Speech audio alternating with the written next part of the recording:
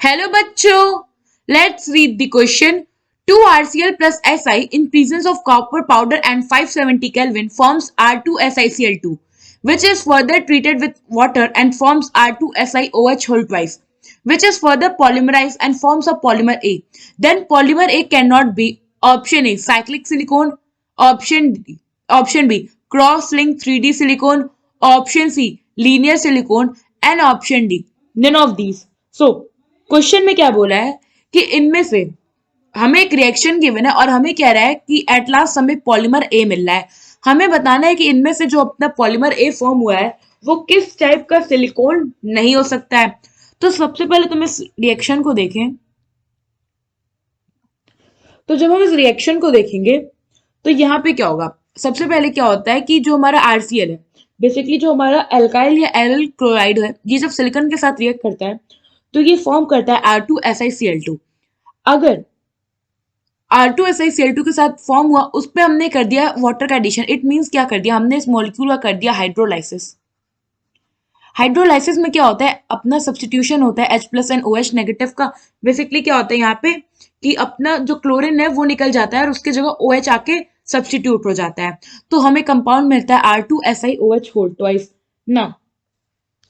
अब क्या कह रहा है कि इस ये जो फर्दर पॉलीमराइज हो रहा है और हमें मिल रहा है ए। हमें बताना है कि इसमें जो ए है वो किस टाइप का सिलिकॉन नहीं हो सकता है। तो बेसिकली ये जो पूरा रिएक्शन है ये रिएक्शन है for the formation of silicones.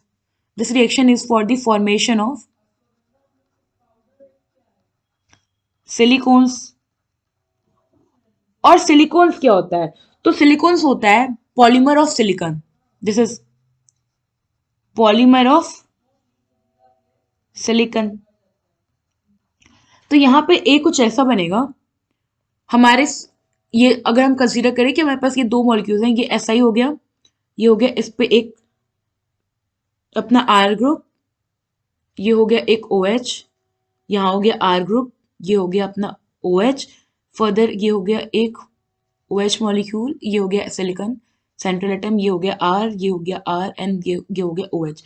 अब क्या होता है यहाँ से ये रिएक्ट करेंगे और वाटर का रिमूवल होगा। लाइक यहाँ से अगर आप देखो तो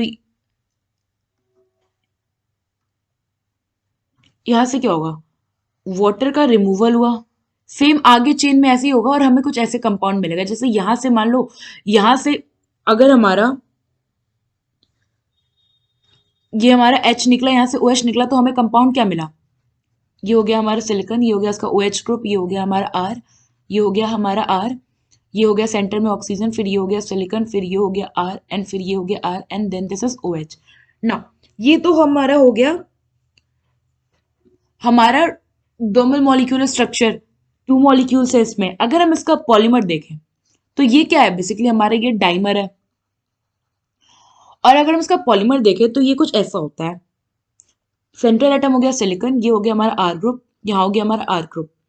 नाउ ये हो गया एक ऑक्सीजन, फिर यहाँ हो गया सिलिकॉन, यहाँ हो गया हमारा आर ग्रुप, यहाँ हो गया हमारा आर ग्रुप, ये बॉन्ड फर्दर, ये ऑक्सीजन। नाउ यहाँ पे जो हमारा ये पार्ट है, इतना part whole times N. N क्या बता रहा है, रिपीटेटिव यूनिट्स है। नाउ ये जो हमारा बना, this is the polymer, polymer of silicon.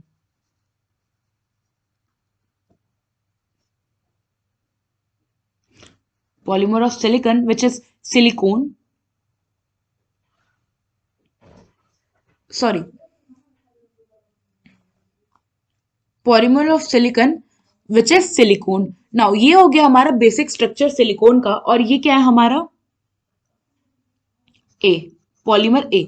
हमसे पूछा था कि ए इसमें क्या नहीं होता है। तो जब भी हमारा सिलिकॉन फॉर्म होता है तो ये बेसिकली क्या होता है, स्ट्रेट चेन पॉलीमर होता है। This is a straight straight या फिर linear chain,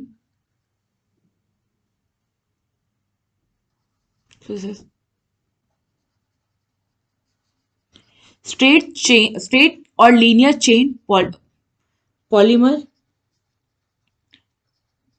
and this is basically linear silicone. Now हमसे पूछा था कि ये क्या नहीं हो सकता है, तो यहाँ पे हमने देखा कि जो हमारा पॉलीमर ए है वो क्या है, एक लीनियर सिलिकॉन है। सो यहाँ पे हमारा ऑप्शन ए और ऑप्शन बी दोनों करेक्ट होगा, क्योंकि ये दोनों सिलिकॉन इस प्रोसेस से नहीं बनेंगे।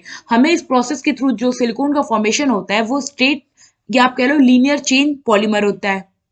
तो यहाँ पे ऑप्शन ए और option B both are the correct option. I hope आपको एक क्वेश्चन समझ में आया होगा। Thank you.